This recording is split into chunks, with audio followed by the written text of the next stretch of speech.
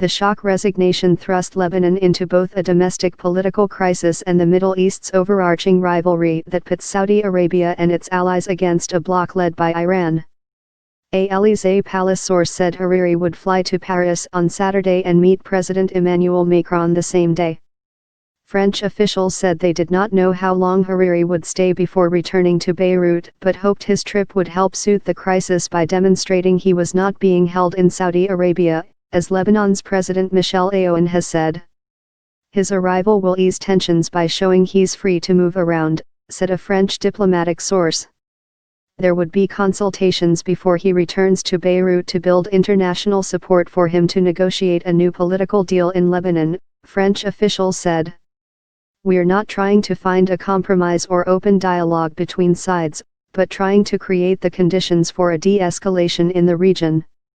We want to avoid a proliferation of crises that could get out of control.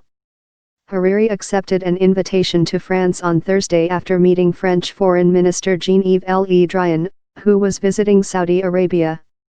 Aoun, who has refused to accept Hariri's resignation unless he returns to Lebanon, has accused Riyadh of holding Hariri hostage.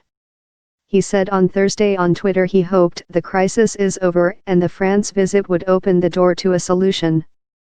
Lebanon maintains a delicate sectarian balance after Sunnis, Shiites, Christians, and Druze fought a 1975–1990 civil war, with factions often backed by regional rivals.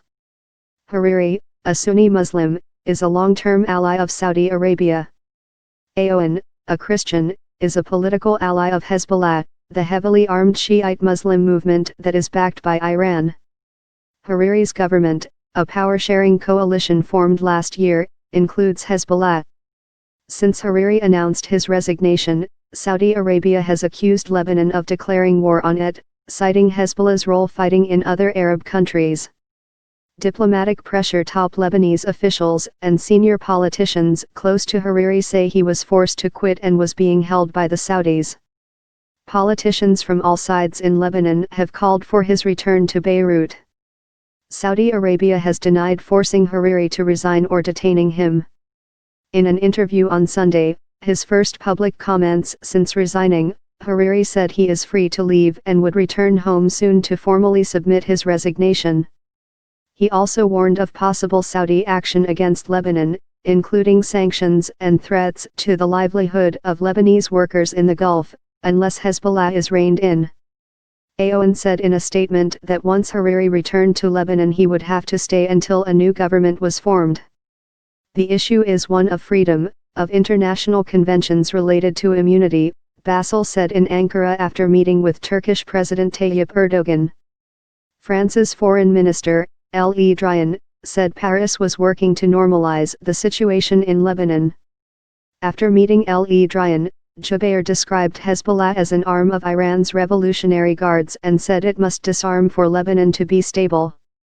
Whenever we see a problem, we see Hezbollah act as an arm or agent of Iran and this has to come to an end, he said.